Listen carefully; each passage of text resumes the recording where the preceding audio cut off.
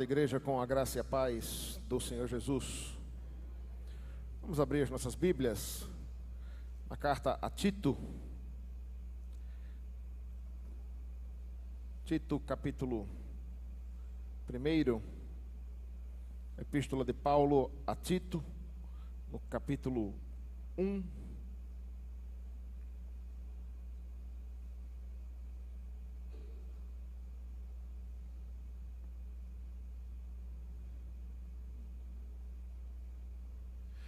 Do verso 5 até o verso 9,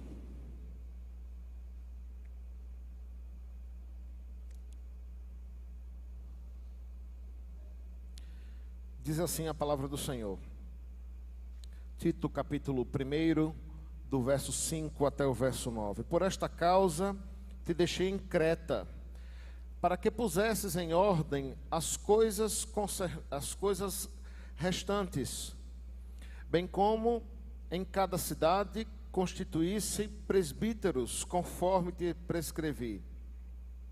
Alguém que seja irrepreensível, marido de uma só mulher, que tenha filhos crentes, que não são acusados de dissolução, nem são insubordinados, porque é indispensável que o bispo seja irrepreensível como despenseiro de Deus, não arrogante, não irascível, não dado ao vinho, nem violento, nem cobiçoso de torpe ganância, antes hospitaleiro, amigo do bem, sóbrio, justo, piedoso, que tenha o domínio de si, apegado à palavra fiel, que é segundo a doutrina, de modo que tenha poder tanto para exortar pelo reto ensino, como para convencer os que o contradizem. Senhor, nós rogamos que nesta hora o Senhor fale com a tua igreja, com o teu povo, com os eleitos do Senhor, com os chamados do Senhor, com aqueles que serão chamados pelo Senhor para este santo e sagrado ministério, Deus. Senhor, rogamos que essa palavra, diante de tantos falsos profetas, falsos mestres, líderes maus, que essa palavra, Deus, ecoe no nosso país, nas nossas igrejas, na nossa denominação, na nossa igreja, aqui nesta cidade, Deus. E que de fato o Senhor possa levantar homens piedosos, tementes ao Senhor e à tua palavra, e que de fato amem o rebanho do Senhor. Em nome de Cristo Jesus, que te oramos. Amém. Eu estava meditando, irmãos, nessa palavra e pensando como, de um modo geral, a igreja é exortada. De um modo geral, a igreja é ensinada. De um modo geral, a igreja recebe uns puxões de orelhas, né? Às vezes, alguns sermões são muito duros para a igreja de um modo geral, né? Diante da exortação, da doutrina, da dureza, muitas vezes, da verdade da Escritura e da palavra. Sem querer separar uma classe específica dos cristãos, mas dando o destaque necessário, e que aparece na própria Escritura, os líderes também precisam ser exortados. Presbíteros precisam ser exortados, pastores precisam ser exortados. Sim, porque se para todos nós, como servos de Deus e como cristãos, existe todo um conjunto de doutrina, os quais estes também precisam cumprir. Para eles especificamente, há toda uma linguagem e uma exigência ainda maior,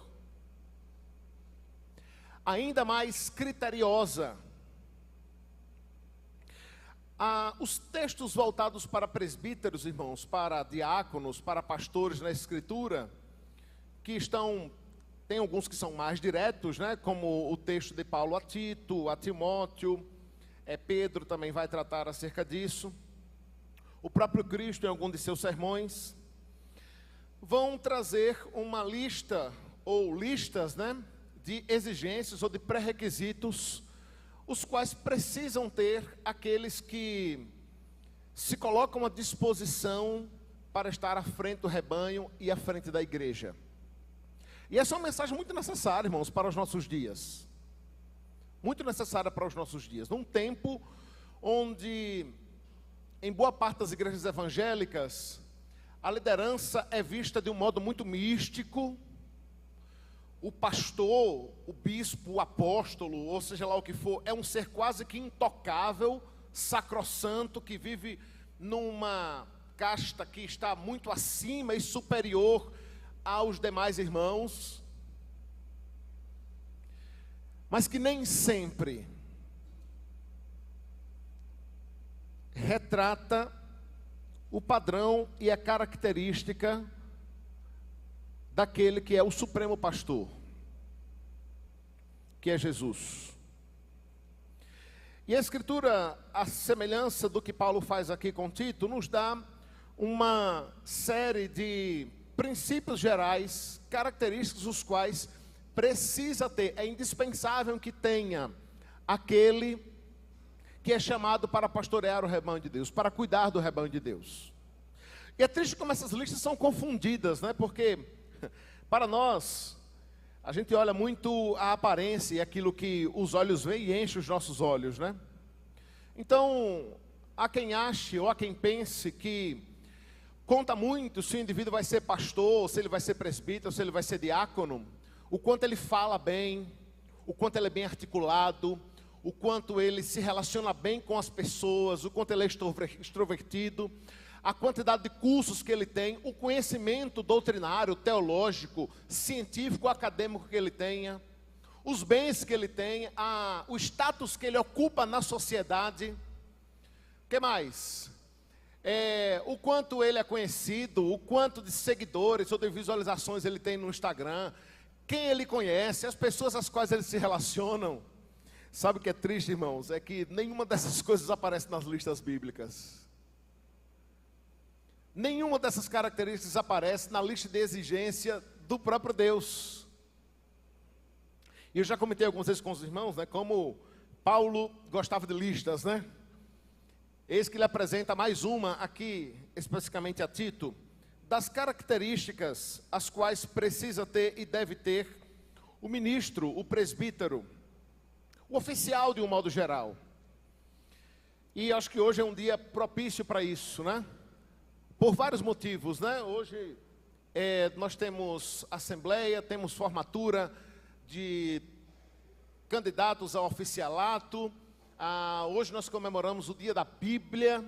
Hoje nós comemoramos o dia da mulher do pastor. E tudo isso converge na Escritura Sagrada, na exigência que ela tem e traz para a sua liderança. Ainda num preâmbulo introdutório, irmãos, é preciso dizer o seguinte: qualquer presbítero, qualquer pastor que pare 20 minutos para estudar as listas de exigência que a Escritura apresenta, eu disse isso aqui no curso de oficiais, basta 20 minutos estudando atentamente, você chega à rápida conclusão: eu não tenho condições, não sou digno, não sou eu, não tem como. E essa minha palavra não é uma palavra para trazer desânimo ou impossibilidade. O ponto aqui é pensar que a exigência de Deus, da parte de Deus, para aqueles que se colocam à disposição para servir à frente e à liderança do rebanho, é altíssima. É altíssima. Primeiro que o padrão, o exemplo e o modelo maior não é ninguém menos que o próprio Cristo, o Supremo Pastor. Segundo que nem basta seguir a lista toda. É só pegar uns 4 itens das listas que Paulo apresenta e você vai perceber que nós somos falhos, somos indignos, caímos, não somos perfeitos exemplo diante daquilo que Paulo exige que tenha o ministro, que tenha o obreiro, que tenha o presbítero, que tenha o diácono. Então, o que é que acontece na prática, pastor? Como é que funciona isso? Na prática funciona da seguinte forma: é gente comprometida em esforçar e dedicar a vida para ter tais características, para alcançar tais características, para ser o exemplo mínimo em todas elas, para ter em uma, duas ou três dessas características algo que seja visível, visto, notório na vida do indivíduo. Então vejamos o que diz Paulo a Tito, e se você que não é chamado, nem sente-se chamado, ou para todos os demais irmãos que por motivos óbvios não poderiam ser, saiba que isso aqui também se aplica a você. As exigências que Paulo faz a Timóteo, a Tito, são exigências que todos nós, enquanto crentes, devemos fazê-lo, devemos cumpri-lo. Homens, mulheres, adultos, crianças, jovens, adolescentes, experientes e neófitos, todos devemos fazê-lo, todos devemos cumpri-la.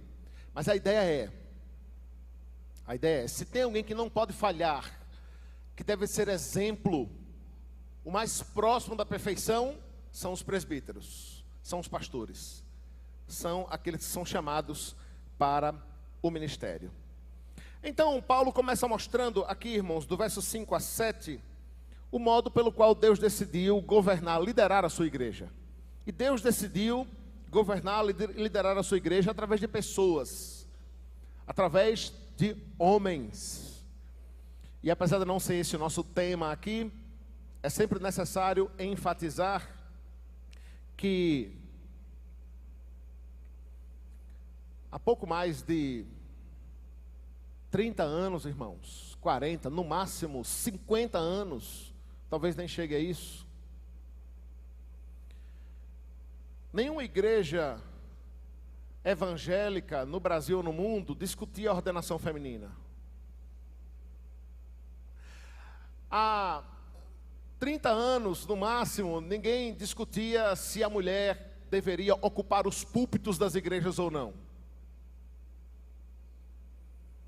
Em séculos e séculos de história da igreja. Quer dizer que só agora a gente descobriu a roda, e só agora nós acertamos, e vamos corrigir o erro de séculos e séculos, né? De gigantes da fé e da teologia que erraram, né? A não ceder o púlpito para as mulheres, a não ordenar diaconisas, presbíteras ou pastoras.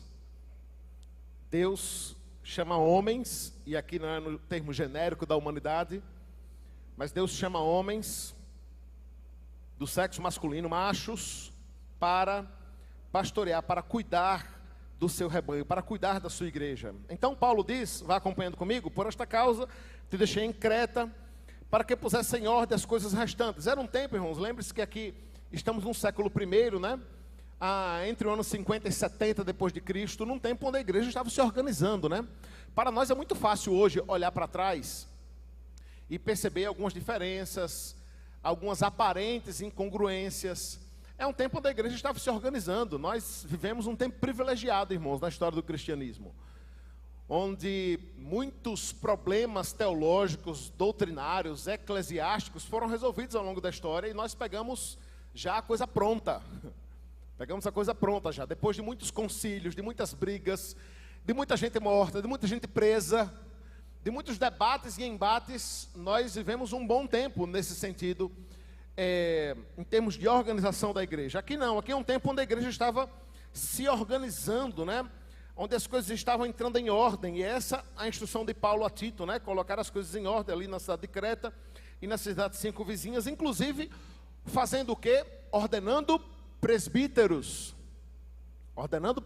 que, como sabemos, com base em outros textos, esses presbíteros eram, por sua vez, escolhidos pela própria igreja, pelo próprio povo, que olhavam para os homens que ali existiam, para os cristãos, homens que ali existiam na igreja, com base nessas exigências e características dadas pelo próprio Deus, aqui especificamente a Paulo, e escolhiam dentre esses homens aqueles que sentiam-se chamados para isso e que tinham nisso a comprovação da igreja. Tem uma coisa muito estranha, irmãos, que acontece na liderança dos nossos dias, que é a auto-intitulação, coisa que a gente nunca viu na Escritura, né? Todos aqueles que foram chamados a servir como apóstolos, como presbíteros, como diáconos, como profetas, como sacerdotes, nenhum deles disseram: olha, eu acho que eu tenho o dom disso aqui, estou aqui me chamando, é só assinar aí. Ninguém se auto-intitulou. Todos eles foram chamados pelo próprio Deus. E vejam só, muitos deles, inclusive, não queriam exercê-lo. Se voltaram para Deus, olhando para a sua incapacidade, e disseram: eu não sou capaz, eu não estou pronto, eu não estou preparado. Eu costumo dizer que quando alguém é visto pela igreja como um possível pastor, um possível presbítero, um possível diácono, todo mundo vê, só ele não. E ele continua dizendo: rapaz, olha, eu não acho que eu sou chamado não. Eu não tenho capacidade, eu sou incapaz. Eu costumo dizer: eis o primeiro passo. Eis o primeiro passo que comprova o chamado. É esse senso de incapacidade mesmo. De incapacidade. Então Paulo dá essa ordem, né, para que a igreja então ela seja governada, liderada por presbíteros. O presbítero aqui nunca é demais lembrar, né?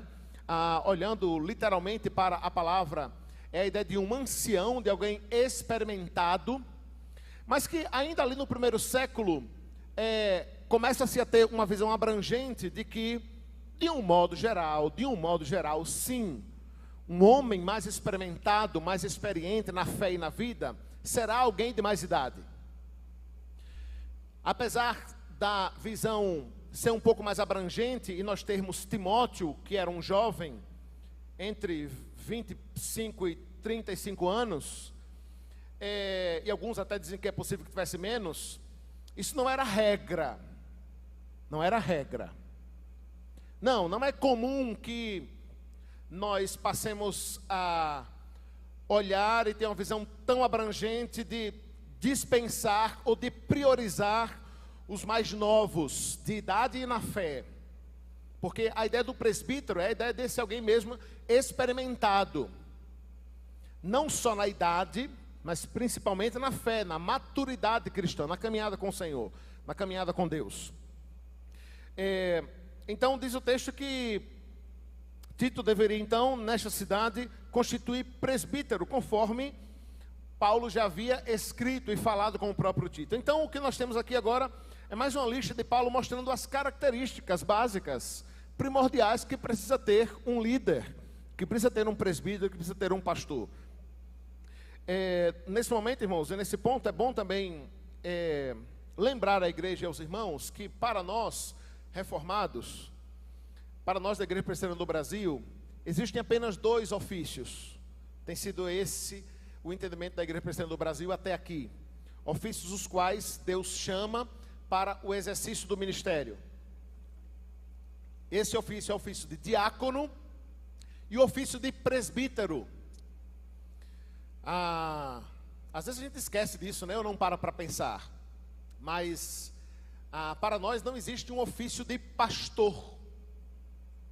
Não existe um ofício de pastor, né? De bispo, de reverendo. Este separado do presbiterato. O pastor é um presbítero. Assim como o presbítero, que não é chamado necessariamente ao ministério da palavra, né?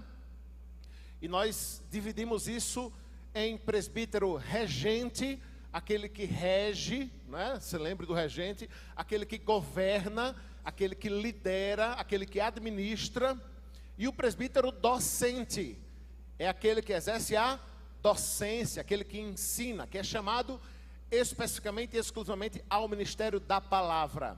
Mas só para os irmãos terem uma noção, o pastor na reunião do conselho é mais um presbítero. A única função que difere ali é que ele preside o conselho, mas ele é mais um indivíduo ali. Então, o que ele diz vai ser votado, é votado e decidido pelo conselho. Inclusive, podendo e acontecendo muitas vezes, do conselho decidir algo que diverge do pastor da igreja. Porque o pastor da igreja não é aquele que toma as decisões gerais da igreja. Isso é feito pelo conselho. E é assim que funciona a nossa igreja a nível regional, no presbitério, uma região maior no sínodo e a nível nacional no Supremo Concílio. Podendo, inclusive, o presbítero regente, né, a presidir o presbitério, o sínodo, o Supremo Concílio, né? Os presbíteros nas reuniões do presbitério do sínodo têm voto e voz de igual modo com os pastores, porque a gente entende que trata-se de um só ofício, né? Então, lembre-se que aqui quando Paulo está escrevendo a Tito, trazendo essas características. Essas aqui devem ser as características do presbítero, regente e docente, do pastor e do presbítero. Em primeiro lugar, Paulo diz que o caráter deste líder, deste presbítero, deste oficial, precisa ser um caráter aprovado, em primeiro lugar, na sua casa, no seu lar. No seu lar. É por isso que, pelo menos eu, enquanto pastor, sempre faço questão de conversar com a esposa do candidato. É imprescindível conversar com a esposa daquele que está se colocando à disposição para ser diácono, para ser presbítero, para ser pastor. Ela é uma das primeiras que precisa ser ouvidas. Que marido é ele? Que homem é ele em casa? Que pai é ele? Que esposo é ele? Como ele age? Como ele é? Esse é o primeiro princípio que Paulo apresenta aqui, né? Diz ele, olha só, alguém que seja irrepreensível, marido de uma só mulher. Lembremos que esse é um período muito conturbado, né? Culturalmente falando, num tempo de transição, onde se discutia e se pensava sobre poligamia, não é? Sobre ter mulheres e concubinas. Aqui o sentido primário é esse, né? Dele ser marido de uma só mulher, não é?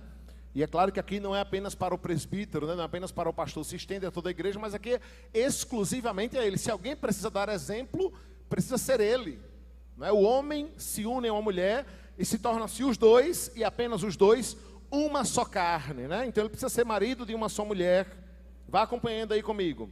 Que tenha filhos crentes, que não sejam acusados de dissolução, nem são insubordinados. Então, de vez em quando, alguém escreve, principalmente no dia do pastor, dia da mulher do pastor, né? E eu acho que tem que haver um equilíbrio aí, né? Então, eu realmente entendo, irmãos, que os filhos dos pastores, e os filhos dos presbíteros, e os filhos dos diáconos,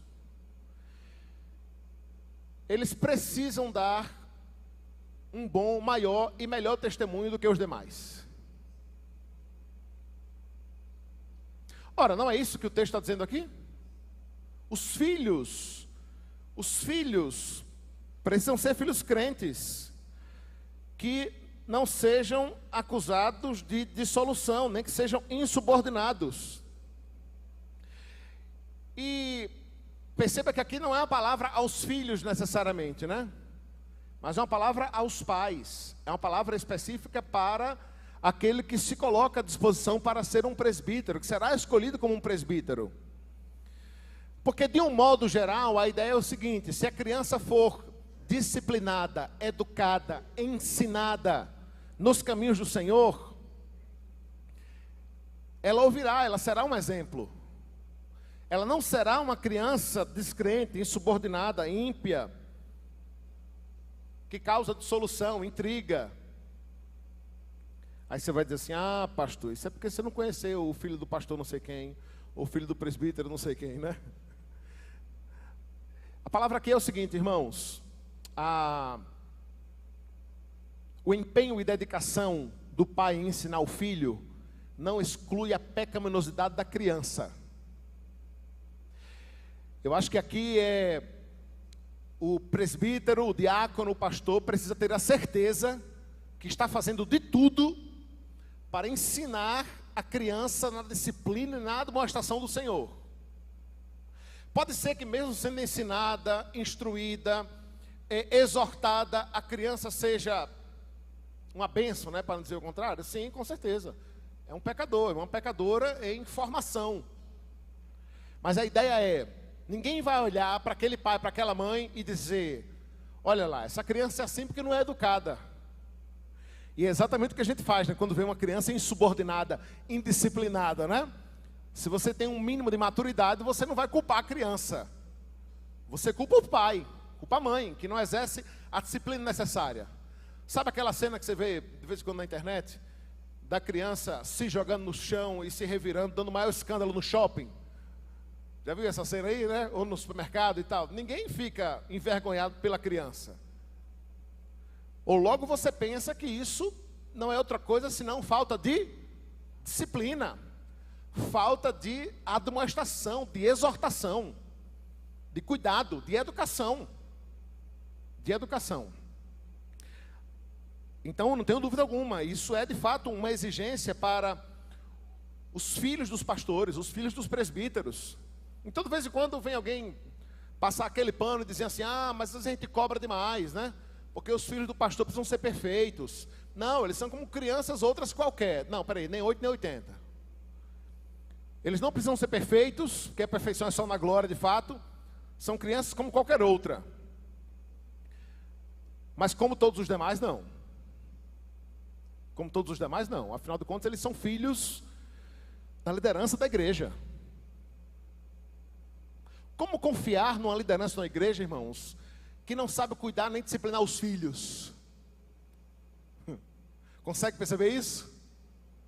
Como iremos entregar as nossas vidas, a nossa igreja, na liderança de quem não tem autoridade sobre os filhos? Esse é o ponto aqui. Esse é o ponto. Paulo não tinha dúvida alguma que é possível que você ensine, admoeste, exorte, e ainda assim o menino não seja crente. Eu não sei se os irmãos sabem disso, mas nós temos pastores famosos, grandes, de outras denominações e na IPB que tem filhos não crentes. Que tem filhos não crentes.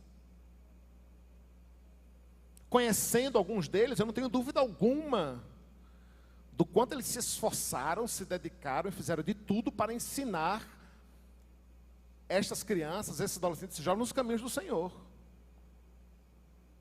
Ora, irmãos, nós temos exemplo na nossa igreja de pais que dedicam as vidas a abrir a cabeça e o coração do menino e cravar a escritura lá dentro. Então ele chega à idade da razão e decide que não é mais crente.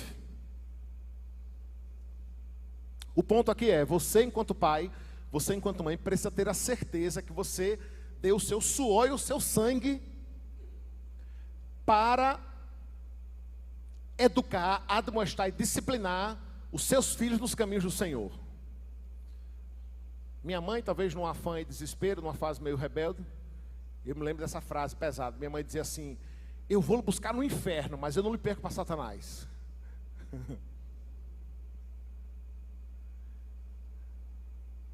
E eu dizia, tem que ir para a igreja, ali nos meus 15, 16 anos, não tem que ir para a igreja, quer ir para a igreja não, vai. Vai sim.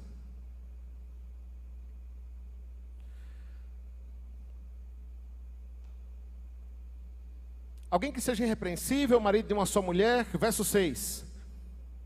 Que tenha filhos crentes, que não sejam acusados de dissolução, nem insubordinados, porque é indispensável que o bispo seja irrepreensível como dispenseiro de Deus.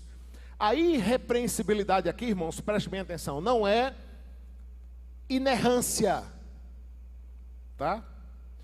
Não é santidade plena e perfeição. Mas sabe quando você pergunta sobre alguém para outro, numa consulta, né, dizendo assim, pastor, estou pensando em indicar fulano e tal, o que é que você acha? Tem pessoas que você tenta encontrar grandes defeitos, grandes falhas, e não encontra. E não é porque há uma capa ali, há um teatro. É porque é gente que se esforça mesmo. É gente piedosa, que tem se esforçado para ter sabedoria no falar, no agir, no pensar. É gente amável, hospitaleira, piedosa, fiel. É gente que tem se esforçado para dar um bom exemplo e ser um bom pai, um bom marido, um bom cidadão, um bom profissional. E nós não temos dúvida alguma, o quanto nós estamos aqui com um auditório repleto de pecadores, não há um que se salve, inclusive os homens. Mas a irrepreensibilidade aqui é a ideia de você olhar para este homem e alguém que tem se esforçado para viver como um bom dispenseiro de Deus. Então, sendo um bom despenseiro de Deus, sendo um homem piedoso e irrepreensível. É interessante como Paulo poderia citar várias coisas aqui, né? Vários defeitos, várias tentações que o líder pode ter. Mas ele cita algumas. No pouco tempo que nos resta, vamos apenas olhar para elas.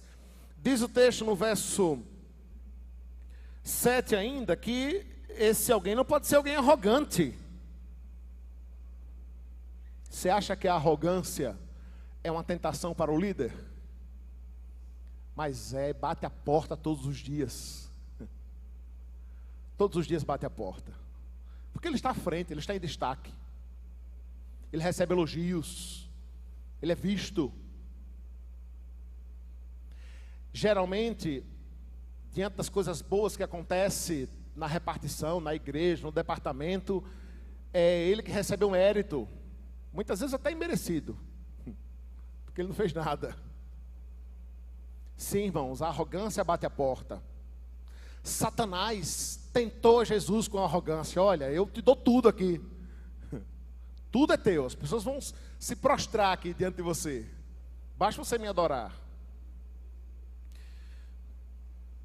Eu entendo da seguinte forma, irmãos. Não é que existem alguns defeitos que são aceitáveis ao líder, ao presbítero, ao diácono, ao pastor. Não é isso. Mas com certeza a Bíblia apresenta-nos gradações diferentes de pecados. Então não é verdade aquela história aqui, não existe pecado, pecadinho e pecadão. Existe sim. Existem pecados que são mais danosos que outros, são mais graves que outros. Paulo poderia citar várias coisas, mas o ponto aqui é o seguinte: é inadmissível que um líder, que um presbítero seja arrogante. Ele não pode ser arrogante. Ele precisa ter como característica a humildade. Ele não pode ser irascível, ou seja, um indivíduo que não tem controle sobre a sua ira, um indivíduo explosivo, pavio curto, impaciente, não tem domínio próprio, não tem controle de si, sobretudo de suas emoções, de seus ímpetos. Não tem como. Não tem como. Será alguém que certamente irá destratar pessoas, ser desrespeitoso, mal educado. Ele não pode ser dado ao vinho. E aqui não é uma proibição para o consumo de bebida alcoólica, né? Mas é para alguém que de fato se entrega a isso, né? É alguém que tem na bebida um ídolo e é escravo disso. Ele não pode ser violento, nem cobiçoso de sorte da ganância. Antes eles precisam ser o quê? Hospitaleiro. Hospitaleiro. Ei, preste atenção. Ah, pastor, olha só. Deus realmente está me chamando, mas eu não quero ninguém lá em casa. Não gosto de receber visita. Rapaz, tem alguma coisa estranha aqui, que não está batendo. Ou Deus vai mudar seu coração aí, e você vai passar a ser hospitaleiro, ou talvez você não seja chamado. Porque está aqui na lista, né? E a lista não é minha, não é da IPB, né? É da Escritura, é da palavra. Não, a ideia aqui não é que você tenha toda semana gente na sua casa, né? E há quem goste, e há quem tenha, né? Eu conheço pastores que, misericórdia, rapaz, admiro. Toda semana, 2, 3 na semana, tem gente na casa dele.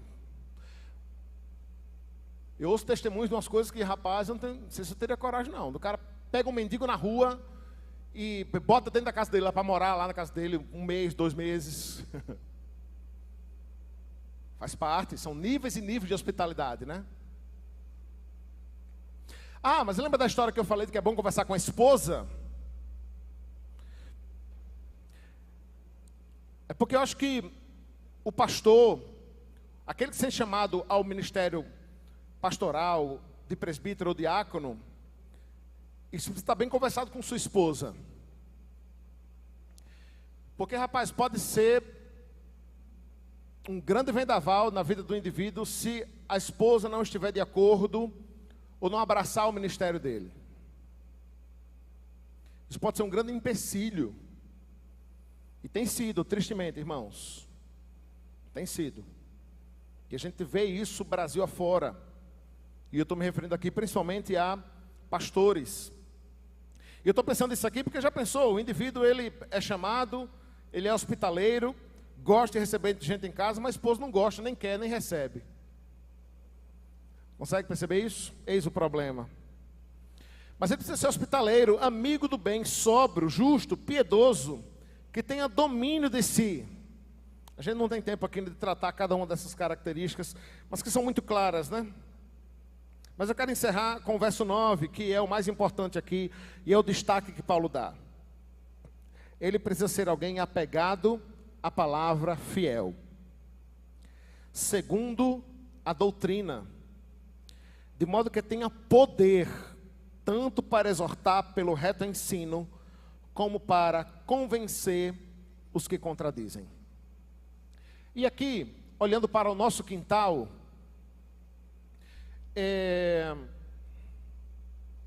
da Igreja Presbiteriana do Brasil, voltando-nos especificamente para aqueles que são chamados a este ofício do presbiterato, mas que envolve também o dos diáconos. O apelo e o clamor aqui é que você seja um conhecedor da palavra. Você seja um conhecedor da Escritura. E naturalmente será um conhecedor de teologia e de doutrina. Não, irmãos, se olhamos para o ofício do presbítero e do pastor no mesmo patamar, no mesmo nível, presbíteros precisam sim se esforçar, diáconos precisam sim se esforçar para ter o devido conhecimento bíblico, doutrinário, teológico. Por isso se esforce, faça cursos, leia livros, estude.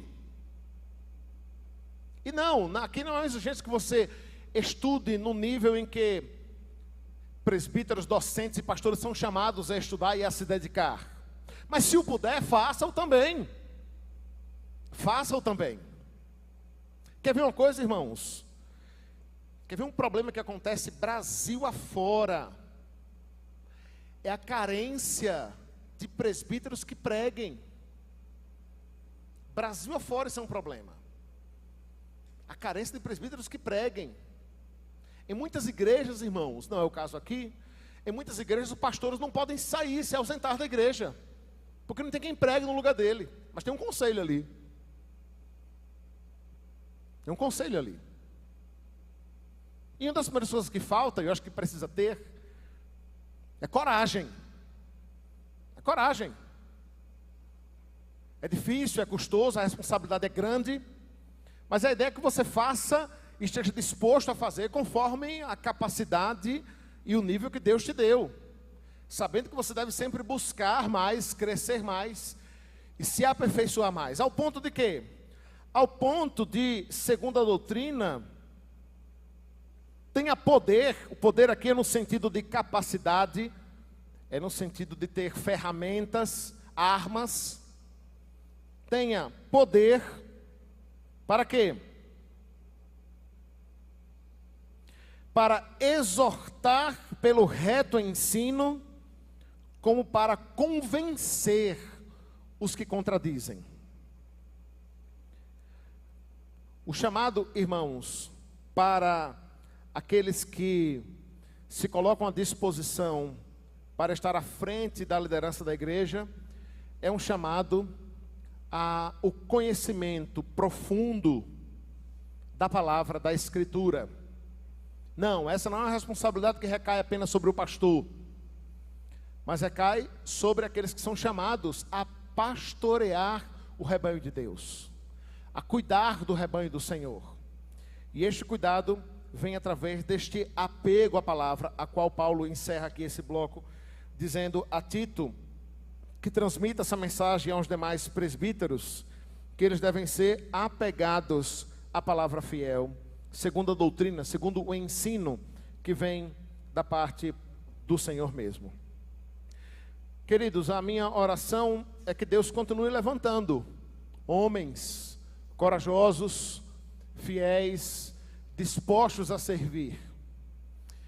A igreja, e a palavra a igreja nesse sentido, é importante dizer, e oportuno também, de que estes homens não virão prontos. Não virão prontos. Eles já não virão experimentados. Muitos deles precisarão passar por esses processos de formação. E seria muito bom, irmãos, que nós, em muitos contextos, tivéssemos tempo para isso. Mas nem sempre o temos. Nem sempre o temos.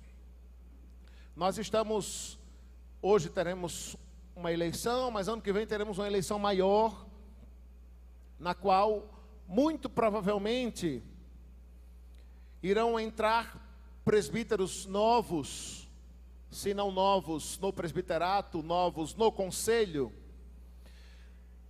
E isso faz parte dessa renovação necessária para todo o conselho. Para todo o conselho. Nossos presbíteros são uma bênção, mas os irmãos sabem que nós temos presbíteros que estão na lida, no trabalho e na labuta há décadas e décadas, servindo ao Senhor, e continuam com muito vigor, com muita determinação no chamado daquilo que fazem. Mas esse bastão precisa ser passado. Esse bastão precisa ser passado. E saibam, o conselho tem interesse nisso, viu? Deixe-me compartilhar algo aqui, que é bom que a igreja saiba. Este curso que nós oferecemos aqui, não foi iniciativa minha não, foi iniciativa do conselho. Eu me lembro como hoje, em setembro do ano passado, quando eu vim ter as primeiras conversas com o conselho disse: pastor, nós precisamos formar novos presbíteros. E é bom dizer isso à igreja, não é aquilo que parte do conselho. Nós temos que formar novos presbíteros. Então, quando o senhor chegar, a gente quer que o senhor dê um curso para preparar novos presbíteros, preparar novos diáconos, porque a gente precisa dessa renovação, de novas forças, de novo vigor, gente nova, sangue novo, com vigor, com determinação, com empenho. Então, aos homens, o chamado continua sendo para que os irmãos, tendo a indicação da igreja e do povo, aceitem. Aceitem. Se você é indicado e chega uma, duas, três pessoas para insistir que você poderia ser um presbítero e um diácono, é muito provável que seja o próprio Deus lhe chamando através da igreja. Então aceite, vá para a eleição. Se Deus quiser você lá, você vai ser eleito. Se Ele não quiser, não tenha dúvida, você não vai entrar. Não vai. Porque quem escolhe é Deus. Quem escolhe é o Senhor. Quem chama é o Senhor. Quem determina aqueles que estão na frente da sua igreja é o Senhor quem chama e capacita. E a igreja, a palavra é que nós tenhamos um olhar de misericórdia para estes homens, para estes futuros candidatos. Eles não são perfeitos, eles não estão totalmente prontos, mas talvez seja estes a quem o Senhor queira usar, chamando, capacitando, com o tempo, formando, ainda sob a influência e experiência dos presbíteros que aí estão. Esse é um momento, irmãos, por exemplo, esse é um momento no qual nós podemos ter a liberdade de repente eleger presbíteros mais novos de idade. Por quê? Porque nós temos presbíteros muito experientes no conselho, que podem ensinar nesse processo de transição. Consegue compreender? Então isso é importante, é necessário para o andamento da igreja, para que a igreja continue caminhando, avançando e seguindo para a glória dele mesmo. Que assim o Senhor nos abençoe, aplique a sua palavra aos nossos corações e continue levantando homens fiéis e piedosos para o serviço da igreja do Senhor. Vamos nos colocar de pé e vamos orar?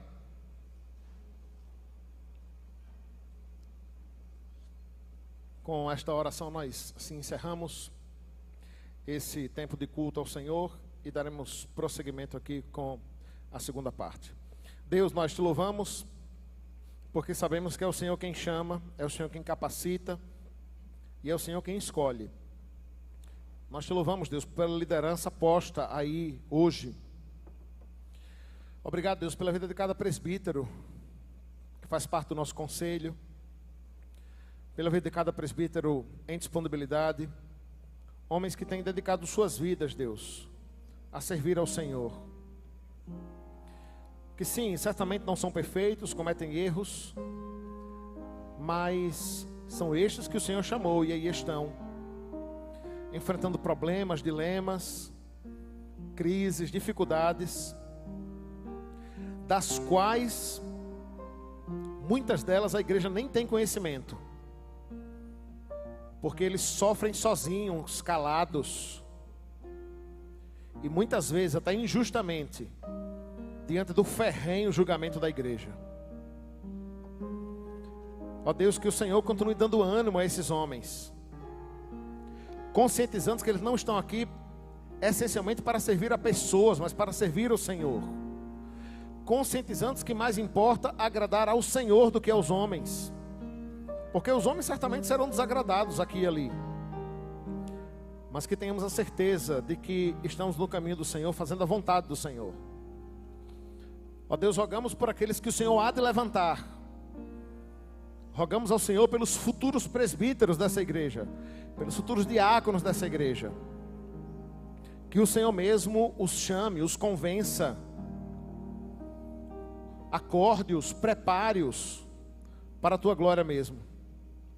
Deus, assim também rogamos que o Senhor continue levantando pastores nessa igreja. Essa igreja tem sido, ao longo dos anos, um celeiro, Deus, de envio de pastores ao campo. Que o Senhor continue levantando, Deus, homens chamados ao sagrado ministério da palavra, através, Deus, dessa igreja, deste lugar. Rogamos, Deus, que assim o Senhor faça a tua vontade em nós e aplique a tua palavra em nossos corações. E agora nos despede com a tua bênção, a qual tanto carecemos e precisamos diariamente. Que o amor de Deus, o nosso eterno e bondoso Pai, a graça de nosso Senhor e Salvador Jesus Cristo, o poder, a comunhão e as eternas consolações do Espírito Santo estejam sobre todos vós, povo de Cristo, aqui em toda a face da terra, desde agora e para sempre.